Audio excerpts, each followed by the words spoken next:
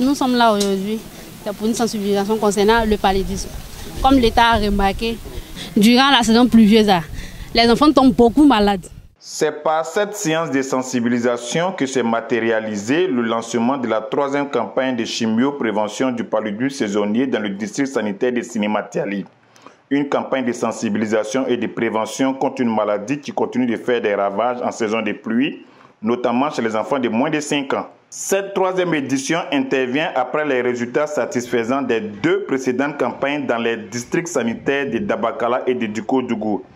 Le représentant du ministre de la Santé, de l'Hygiène publique et de la couverture maladie universelle, professeur Soro Gona Kuntele, accueilli dans une ambiance solennelle par les représentants administratifs des différents départements concernés par la 3e édition de la campagne de sensibilisation et de protection contre le paludisme, a salué l'effort conjoint du gouvernement, des partenaires techniques et financiers à travers le programme national de lutte contre le paludisme. Je tiens ici et maintenant à remercier chaleureusement tous les partenaires et l'ensemble des acteurs engagés dans la mise en œuvre de cette intervention, grâce à leur mobilisation.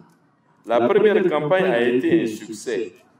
Je les exhorte à poursuivre dans cette dynamique afin d'assurer la réussite de cette 2e édition en menant une campagne de qualité, efficiente et inclusive. Le préfet de Sinématiali, Gilbert Gueux, président de cette cérémonie, a félicité le directeur départemental de la santé de sa circonscription administrative pour la qualité de l'offre de soins dans son département et pour son esprit de management avant d'engager les autorités administratives, politiques et coutumières à relayer le message de la sensibilisation et de la prévention dans les 9 autres districts sanitaires éligibles au programme de la 3e campagne chimio-prévention du paludisme saisonnier. Cette occasion est aussi le lieu de relever la qualité et les performances des acteurs locaux de la santé qui figurent parmi les meilleurs de la région de Poro.